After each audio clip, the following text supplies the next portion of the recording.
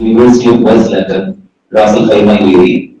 And this session is going to be chaired by Dr. Kim Nasser, Pro Vice Chancellor, University of Calicut. I would like to invite Mr. Magician to deliver the welcome address. So please. Good morning, all. So this is the first session of our three-day international conference Insight 2024. Today we have eminent speakers discussing various aspects on changing paradigms of accreditation. This is a very promising topic which broadly offering valuable insights into the evolving landscapes of accreditation practices. Accreditation paradigms are shifting towards outcome-based education, so which is mainly focusing on measuring learning outcomes and also which needs very good competitive mentality also. This approach emphasizes continuous improvement, flexibility, and very many other factors. It also increasingly needed the use of technologies. Today, we have Dr. Rajan Varghese sir with us. He is the member secretary of the Kerala State Higher Education Council. He is also the former Pro Vice Chancellor of Mahatma Gandhi University, Kottayam. Also former head of the Department of Economics, Union Christian College, Aluva. We are very fortunate to have him with us. I welcome Dr. Rajan Varghese sir to this session. Welcome, sir.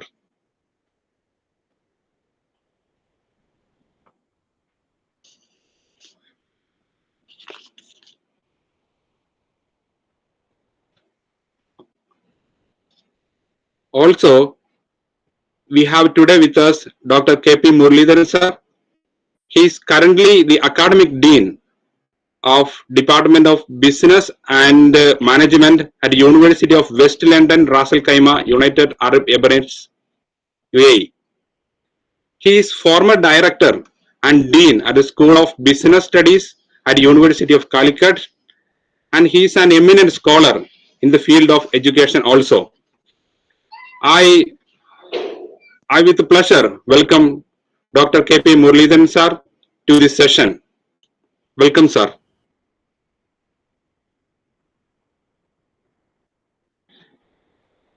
Welcome, sir. Thank you. Okay. Thank you. Today on offline, we have our Pro Vice Chancellor Nasser sir and IQAC Director Jos Puttur sir. They will join immediately with us in offline mode. And I once again welcome our most respected principal, Dr. Vinod Kumar sir. He is a former syndicate member. Currently, he is a Senate member.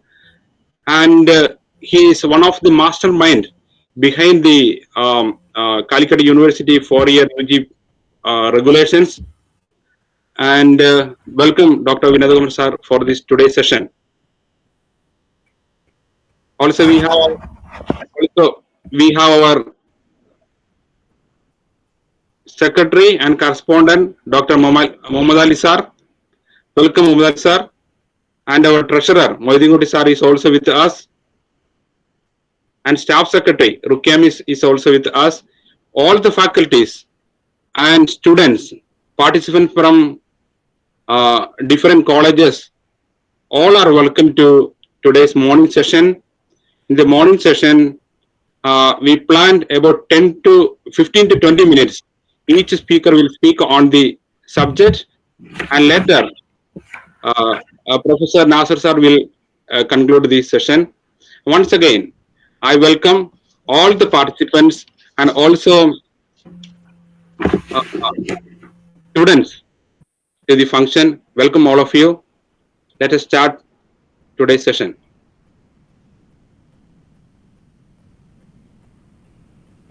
Mr. Magician, sir. Now we are moving to the technical session, changing paradigms of accreditations. I would like to invite Dr. Rajan Varghese, Member Secretary, Kerala State Higher Education Council to deliver his keynote address.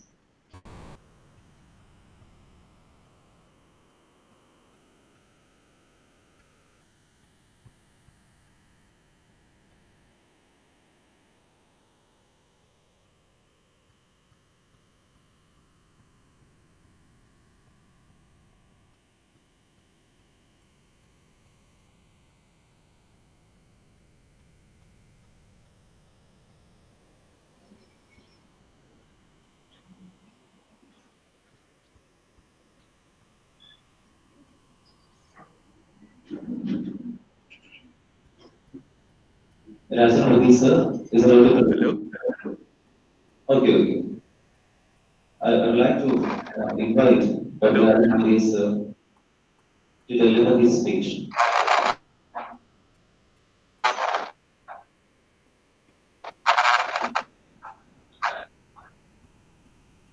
There is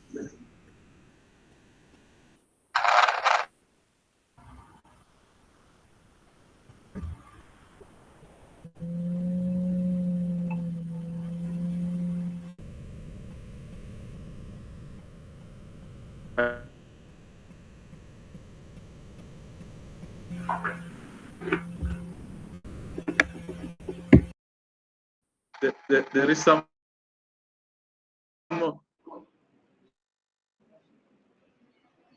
okay.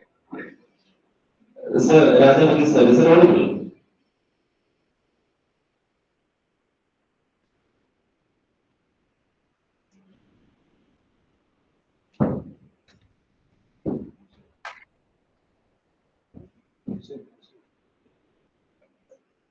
So Hello, sir.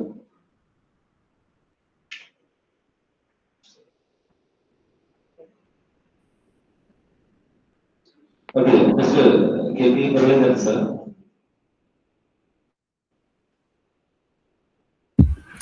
Am I audible to you? Yes, yes, sir. Shall we start? I start. Can I speak?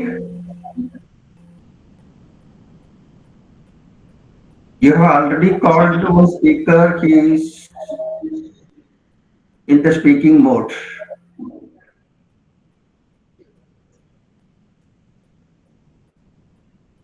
Can you hear me? Yes, yes. Can I speak or Professor Rajan Varghese to speak? I think he's having some technical issues. So you can proceed. Okay, so that I can speak. Okay. So good morning, one and all. Welcome to this first session of the seminar. I am Professor Murali, the Academic Dean and the Campus Director of University of West London, its branch campus at UAE. See, some of the participants may be knowing me because I have been in the University of Calicut for quite a long time. After that only, I joined with this University of West London as the academic dean, and I am working here around 6 to 7 years here. First of all, I thank the college authorities, management, and other speakers in inviting me for this discussion on quality accreditation. I'm very much thankful to all of you for this. See, the topic that has been given in the brochure is that QS stands for Cockerly Simons. This is a ranking institution in US. Every year, QS is ranking all the academic institutions all over the world, and it is being published in the Time magazine. But the topic that I am talking here is not the QS ranking, because that is not a accreditation agency, that is only a ranking agency. Based on certain criteria, this ranking agency is ranking institutions of higher education and research all over the world. The topic that I am talking is QAA accreditation. QAA stands for Quality Assessment Agency in UK. This is one of the top accreditation agency in UK and Europe. There is one more accreditation agency in UK, which is called OFS, Office of Students. To my understanding, this QAA is a cyclical accreditation agency and OFS is a continuous monitoring body. Every day, data relating to academic institutions are being collected, such as the enrollment rate, the progression rate, employment rate from all the universities and colleges are being collected by OFS, and on the basis of which the institutions are being monitored by the OFS. So the top body of accreditation in UK is this QAA. It is the first body also. It is in the field of higher education for quite long time. And cyclically, this body accredited various institutions. Regarding the institution that I am presently working, it is one among the top 25% of the universities in UK. Approximately 122 universities are there in UK.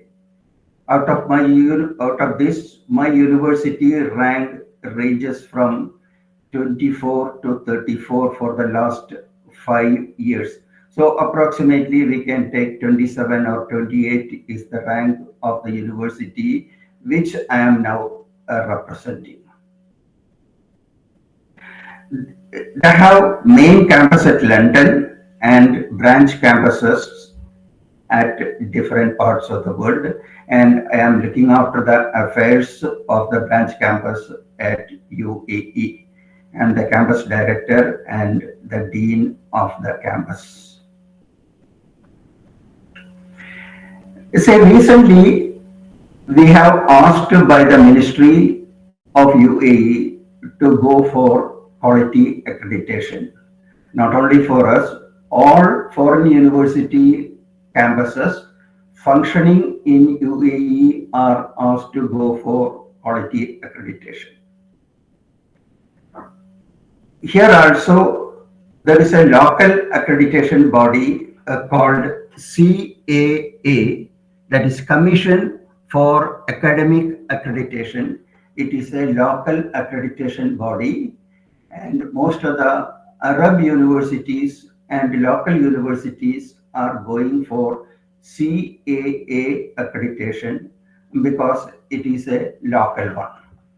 And most of the foreign university campuses are going for their country accreditation. For example, American universities are going for NBA, and British universities and other European universities are going for the CAA accreditation.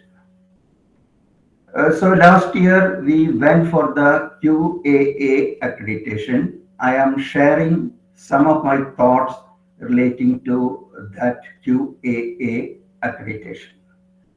Number one, I would like to tell you that QAA is a very tough accreditation body from their own words.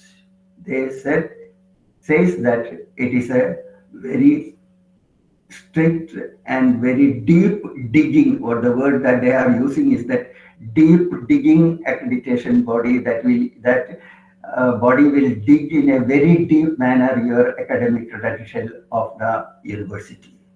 And it is very expensive body also in our converted into Indian rupees, around 1 crore rupees fees has to be paid for this particular body. And the system is very, very strict also.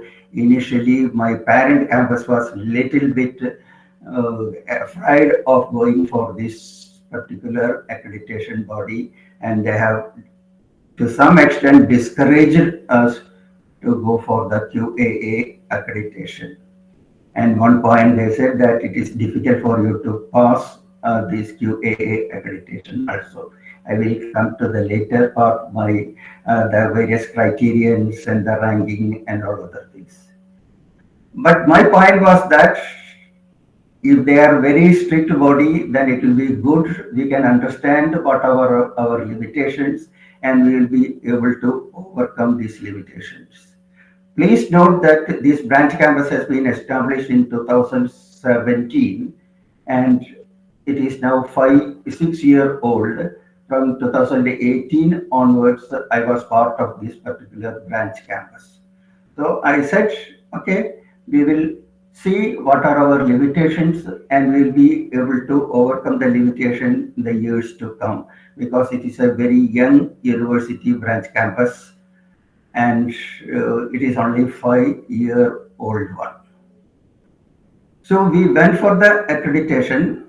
The system is more or less similar to that of the NAAC, which you are very familiar, NAC accreditation, with minor differences with regards to some of the terminologies which are being used for it, and also some of the criterions which have been listed. They call it as standards, whereas we call it as criterions. Because I am familiar with the NAC, because 2 cycles I was closely associated with the NAC accreditation of the University of Calicut, and I was the peer team member for almost 30 universities all over India for the NAC accreditation. So I was very familiar with the NAC accreditation, and I thought that I can understand a new system also. So then we went for the accreditation.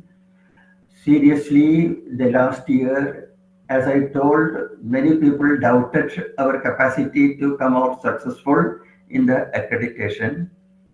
But fortunately, we have been accredited with a diamond rating by the QAA, and whereas our home university did not get such a rating from some other agencies. So the point is that if we have a will and we are able to tune our system in such a way and present it before any type of quality accreditation body, definitely we will be able to get, we will be able to succeed in the accreditation. Normally, the rating is that there are 11 standards, which I will explain later part of my talk. 11 standards are there. You have to pass all the 11 standards with 50% mark to get accredited, and 50 to 60% mark you get, you will be accredited with a bronze grading, and 60 to 70% you will be getting a silver grading. 70 to 80% marks you will be getting a gold rating, and above 80% you will be getting a diamond rating. Fortunately, our score is first cycle of accreditation was 92%, and we are accredited with diamond grading. I'm very proud of presenting my university. All the experience that I gained from the University of Calicut and NAC accreditation, I have used to get this type of grading for it. I'm very thankful to the University of Calicut for giving an opportunity like this, so that I am able to show my experience in this field. Coming to the accreditation part, the accreditation is on say something like not a standardized accreditation. The accreditation criteria, accreditation process varies from type of institution to type of institution. For example, as we are a branch campus, our accreditation is slightly different from a full-fledged university, because full-fledged university has certain functions which we do not have, and we have certain functions which are full-fledged the main campus do not have. Normally, there are four questions that is being asked invariably for all the standards relating to the accreditation, and these questions were: what do you do in respect of the quality, in respect of teaching and learning, in respect of research and consultancy, in respect of infrastructure building, etc. The first question for all the standard is relating to what you do. Secondly, they ask the question how you do.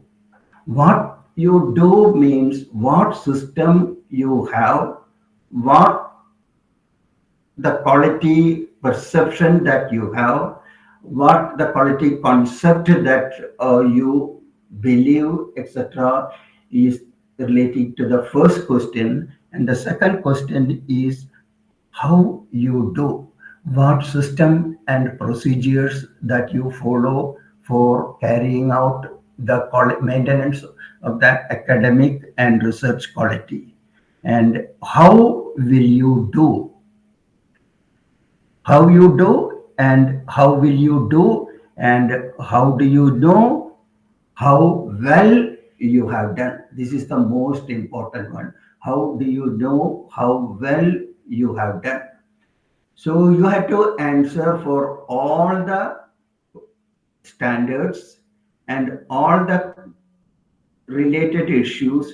You have to address four questions such as what you do, how you do, how well you do, how do you know that how well you do. That is the mechanism of feedback. How do you know that you are perfect in certain area, you are not perfect in certain other areas, etc. How do you know what is the feedback mechanism or that you have in your system for quality maintenance, quality academic maintenance.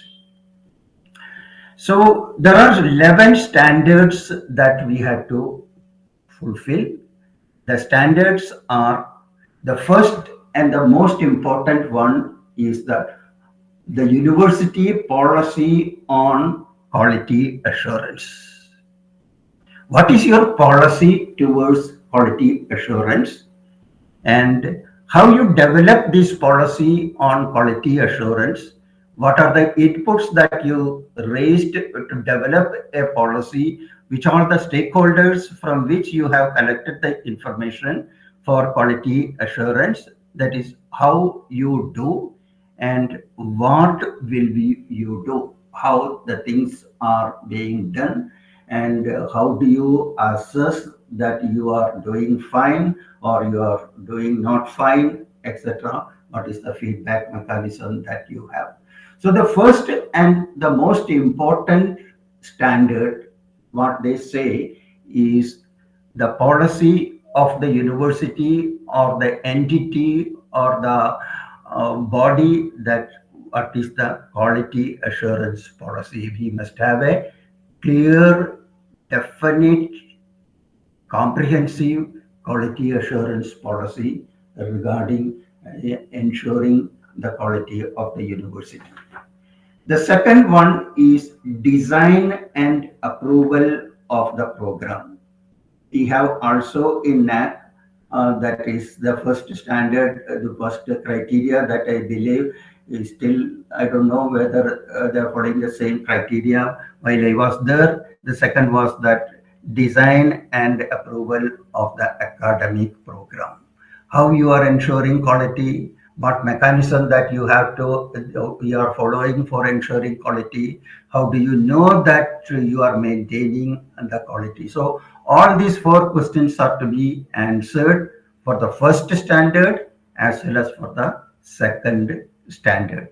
Same way, the third standard is relating to the student-centric teaching and learning system prevailing in the university.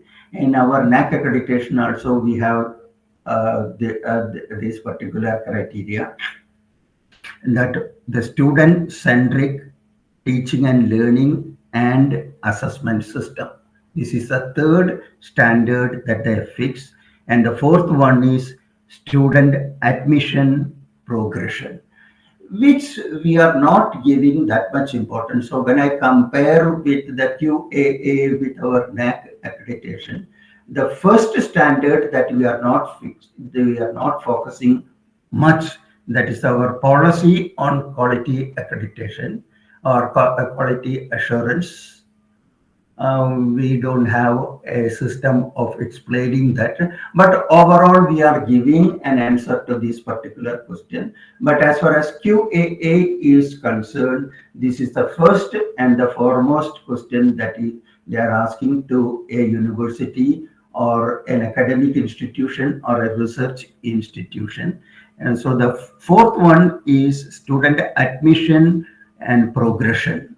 This factor we are looking into, but we are not that much emphasizing, to my knowledge, we are not that much as emphasizing in it. The fifth standard is teaching staff recruitment and development. That is one of the very important point, or one of the very important emphasis this QAA is giving. What are the how the qualification for the teaching staffs are being fixed, what mechanism we have to ensure that the recruited teachers are possessing that qualification, that skills in discharging these duties, and how frequently the teachers are being trained for improving their academic output. And the sixth one is the facilities and learning resources that you have. That is the basically related to the library facility, laboratory facility, and other infrastructure facilities that are available in the universities for the students' use. That is the sixth standard that they fixed, is facilities and learning resources.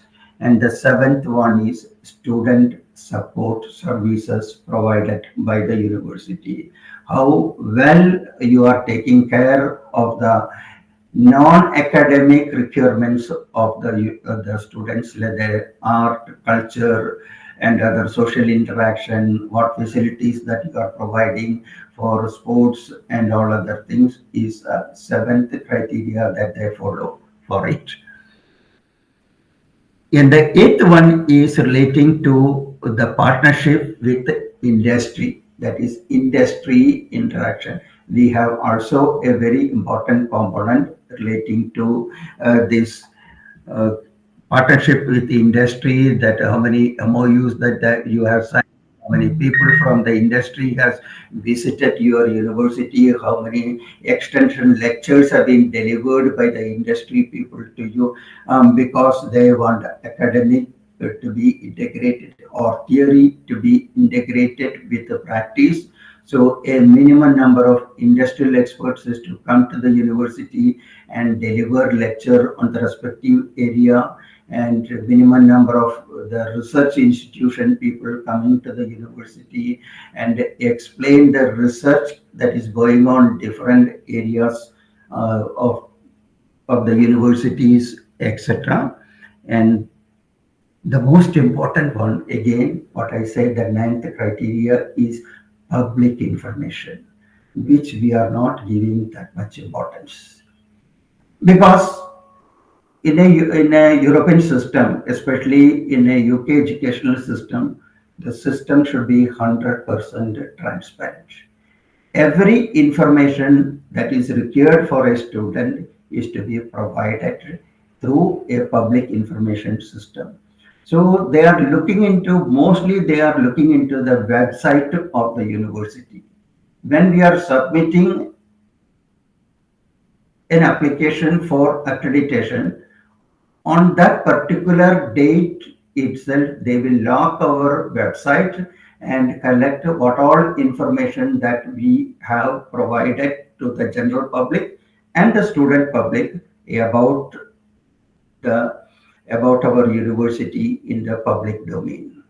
And any addition that we have made after volunteering for the accreditation will not be accepted also for that particular cycle.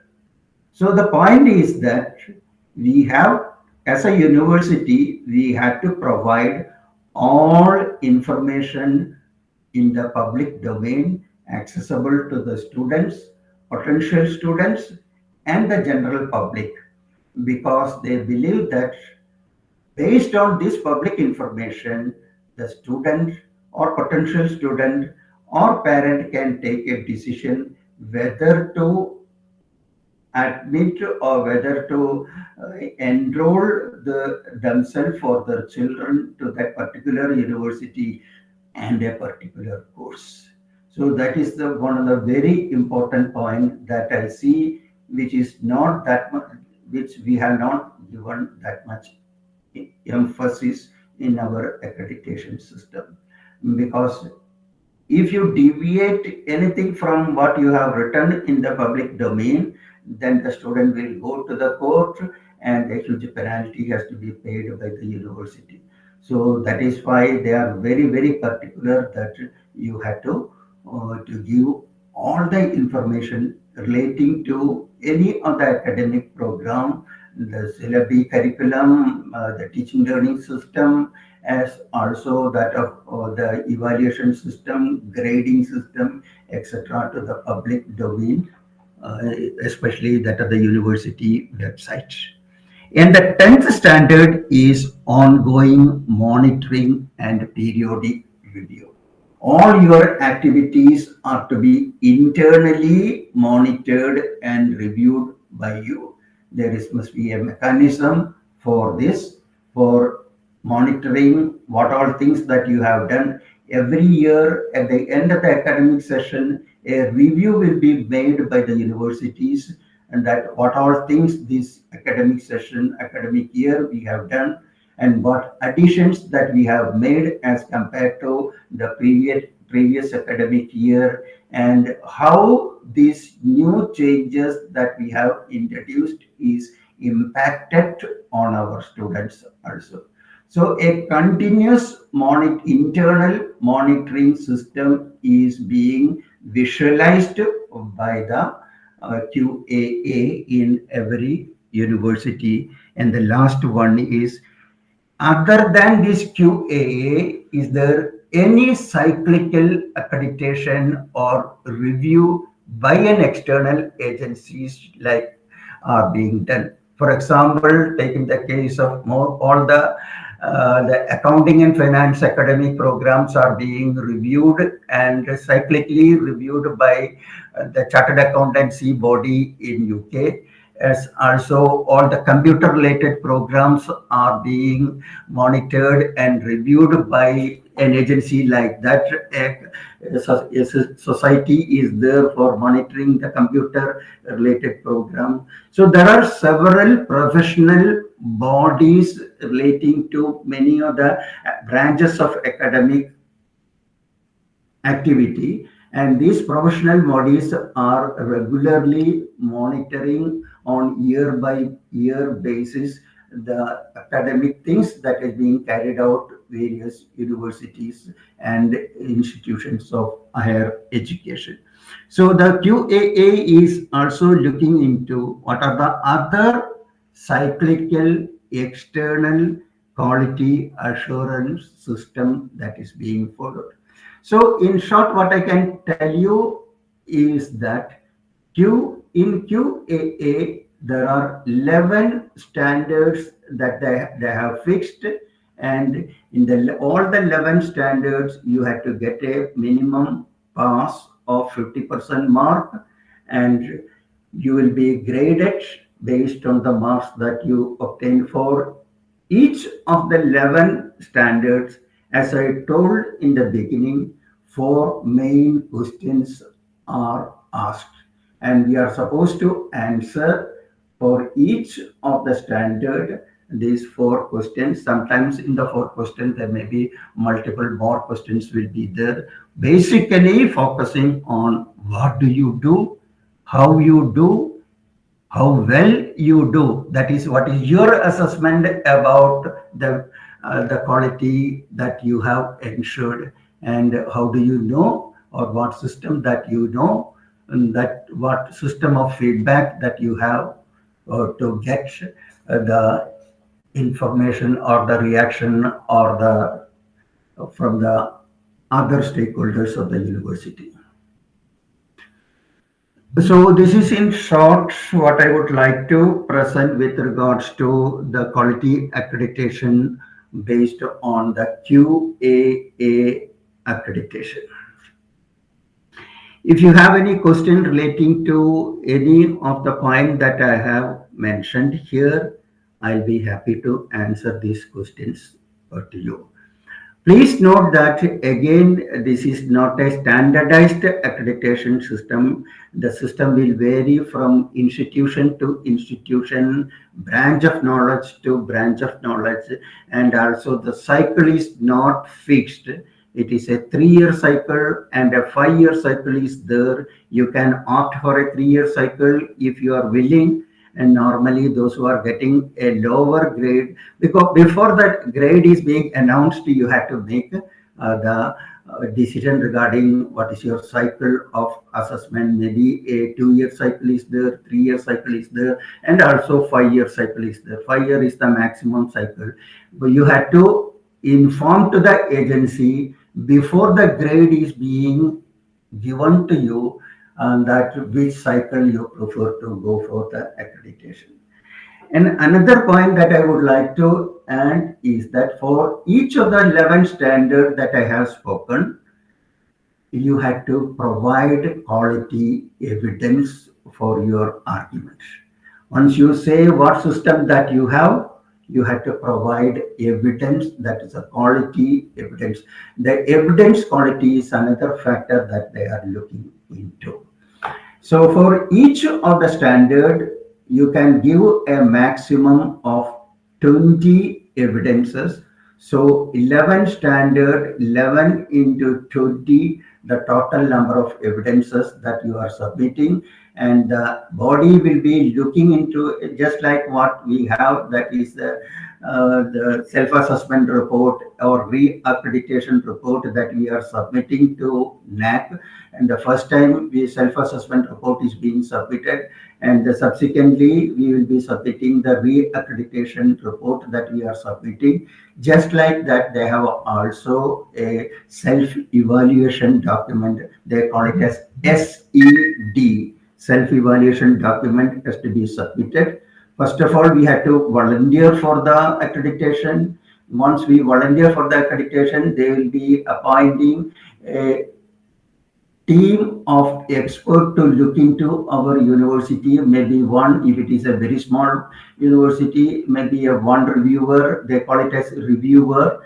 And if it is a multiple discipline one, they may be appointing 2, 3, 4, or 5 reviewers. And we will be asked to provide one facilitator or to interact with the reviewers or to liaison with the university and the reviewer. So the name of the reviewers will be informed, just like that our NAC system.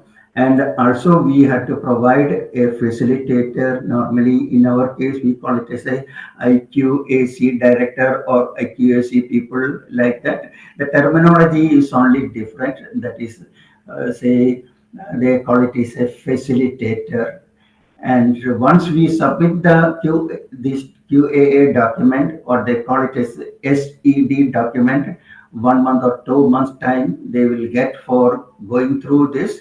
They will be asking supplementary information also. There is a system which is not popular in our NAC is that they will be asking some supplementary information if they have any confusion or a doubt relating to some of the evidences that we have submitted. They will call for the supplementary information, and that supplementary information will also be scrutinized. After that, they will be visiting the campus and looking into what all and interacting with a different segment of the stakeholders, and like meeting with the academic staff, meeting with the non-academic staff, meeting with the research scholars, meeting with the uh, undergraduate and postgraduate students. They will be meeting and discussing, and they will be looking into the infrastructure and facilities that are being made available.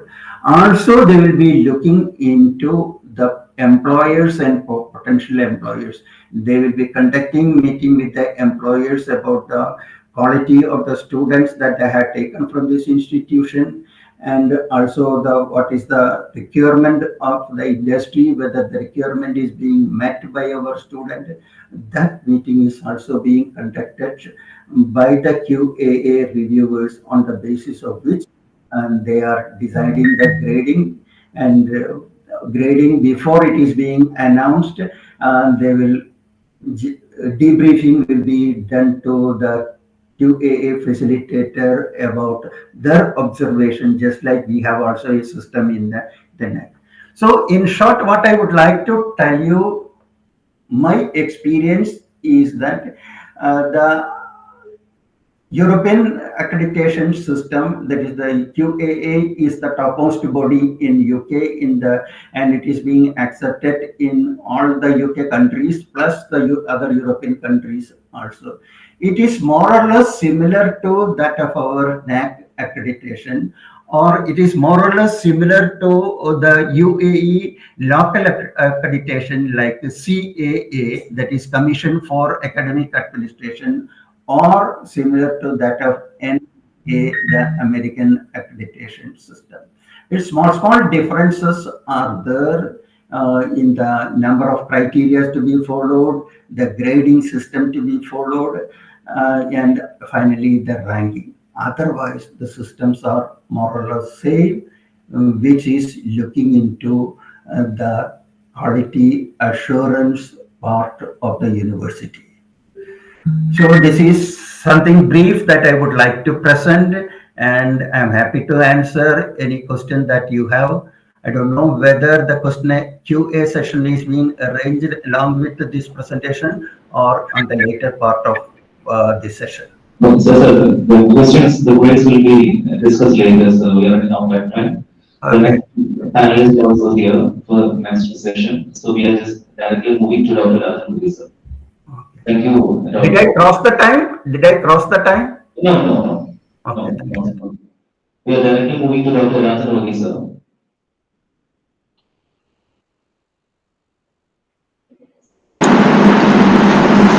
So, good morning. Good morning, sir. Okay, good morning. The president of this session, Dr. Nasser, the Honorable Pro Vice Chancellor of Calicut University, the Principal of the College, Dr. Vinod Kumar, Dr. Muralidharan, Dr. Jose T. Puttur, members of the faculty, and members of the management who are attending this program. So, my effort is to just introduce you the accreditation scenario and the challenges that we face at the state level. Actually, as per the UGC regulation 2012, accreditation is mandatory for all higher education institutions in the country. And in 2000,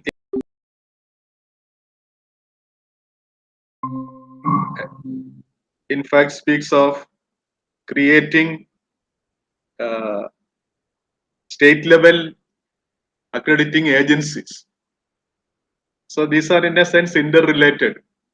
In spite of the tremendous work undertaken by the NAC, only less than 20% of our higher education institutions in the country as a whole are accredited, which means that nearly 80% of our higher education institutions are outside the framework, or what is called this quality assurance mechanism, or a vast majority of our students are studying in institutions without any form of or any kind of accreditation or ranking. So this is a serious thing in a country which is actually hoping for massification of higher education. Our target is to reach almost all sections of society. So what is required today is quality higher education. This can be ensured in several ways. And one of the ways by which we assure or ensure quality is through accreditation and ranking. It has also several other implications. And with the unfolding of the national new education policy, several changes are actually visualized in the entire system. It has the government of India has appointed a committee under the chairmanship of Dr. Radhakrishnan, and they have submitted a report. And NAC has also published that major findings from 2025 onwards. The entire system of accreditation in the country will undergo tremendous changes. So institutions are now in a rush for getting accreditation based on the existing criteria or existing measures of accreditation. And the problem is that when you have a system of accreditation, it has several implications. So in India, we have only a single accrediting agency. This has its good points. At the same time, they have emerged as a major monopoly agency in the field of accreditation. And institutions sometimes find it very difficult to cope up with the demands. They may be changing their accreditation or ranking. They started with the 5-star accreditation. They then speak of after 5 years, say graded accreditation. So every 5 years, they also change their nomenclature by which they accredit institutions. And in the state of Kerala, there are several factors which are common to the national scenario.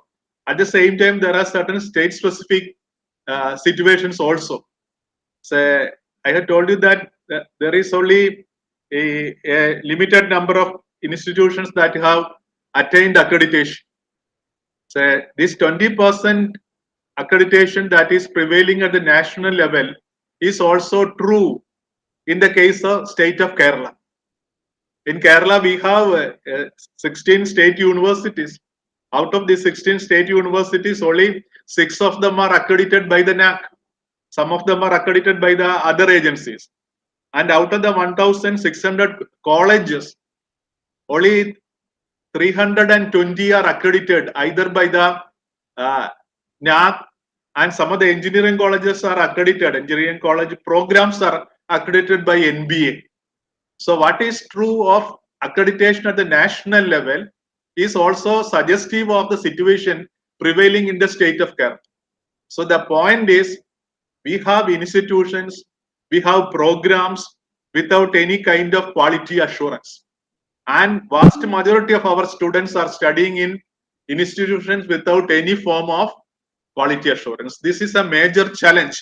Actually, institutions are feeling the pain of continuing with unaccredited courses or institutions. And this may adversely impact in the long run even the existence of some of our institutions. We speak of large scale migration of students from this part of the country to the other states or to the international institutions. The major factor that is actually determining the mobility of students between states or globally is the level of ranking and accreditation of institutions. It is true that some of the students are going to institutions without any form of accreditation, but the vast majority of students are guided by the level of accreditation and ranking that is attained by institutions. So the perception of an institution in the minds of the general public or the parents or the students are largely determined by the level of accreditation and ranking. As far as ranking is concerned, say our situation is slightly different of the higher universities.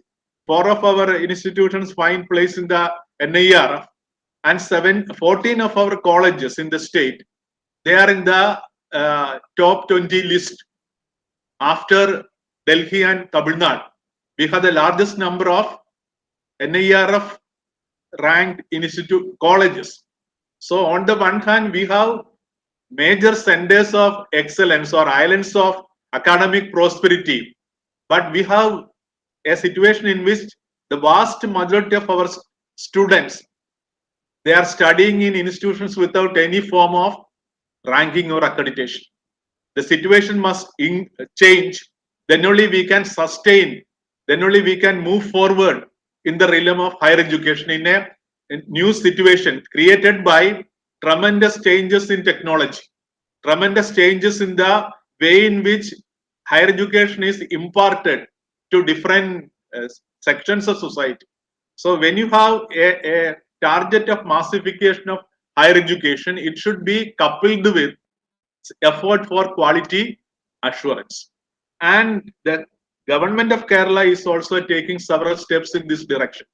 We have a national ranking framework, we have a national accreditation framework, and this is closely linked to funding on the one hand, and it is also closely linked to employers' perception. For example, the RUSA funds are given only to institutions with high level of accreditation.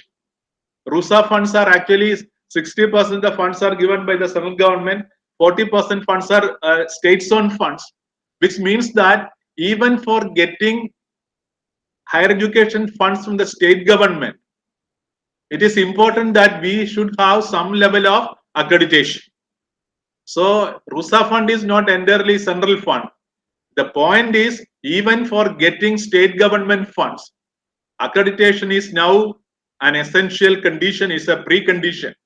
So this may create problems for even some of the well-established colleges. Some of our colleges, some of our educational agencies, they have not shown any interest in going in for accreditation.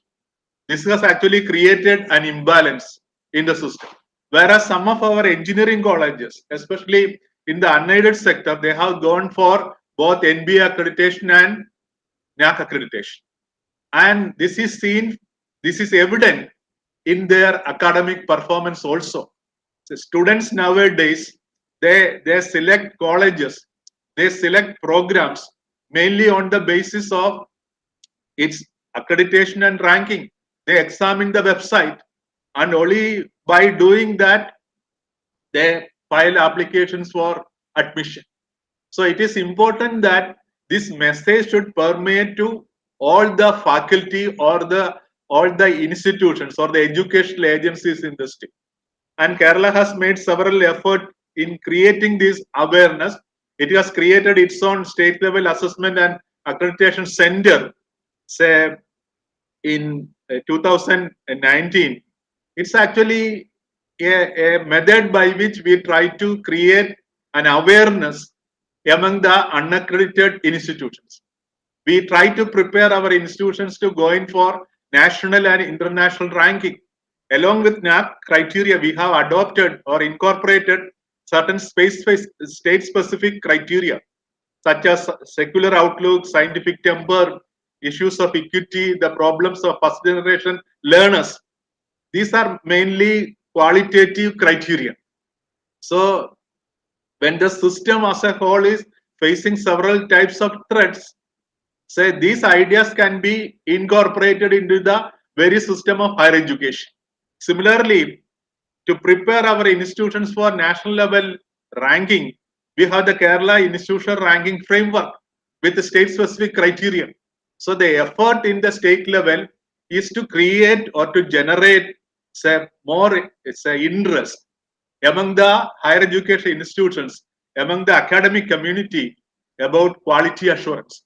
Only by ensuring quality assurance, say you can ensure the future of these institutions. Gone are the days where students will automatically say take admission in our colleges. They will search for colleges, they will search for programs which are accredited, which are institutions which are ranked, which has an employment opportunity. All these things and more can be shown through a process of accreditation. Process of accreditation is actually a stock taking exercise. You try to put your house on order when an external agency is coming for accreditation. In the Western countries, you have large number of accrediting agencies. Say it is important that in these institutions, every year, say accrediting agency, quality assurance agencies visit, they make assessment. So my appeal to the faculty, the college is to create a robust and sustained IQAC in your college. Say it should not be for meeting the requiremments of NAC, which may visit once in 4 or 5 years. There should be a permanent setup in your college, in your higher education institutes, with the dedicated offices, with say dedicated faculty, which can sustain the momentum of its accrediting process. So a sustained system that is built into the institution can look after these activities. So every institution should set apart funds, resources, facilities for a permanent and sustained accrediting or the internal quality assurance cell in your institution. So these are some of my say thoughts that I would like to share with you. The situation is very different now. So we have large scale migration of students. This cannot be easily stopped, but we can put our house in order. We can try to incorporate criteria or practices by which we can try to increase the quality of our institution, the process of teaching and learning in our institutions. With these words, I conclude, and I am very thankful to the principal of the college for inviting me to this meeting. And I hope and believe that an exercise of this sort in your institution will definitely create the right academic ambience for, say, accreditation and ranking. Thank you. Thank you all.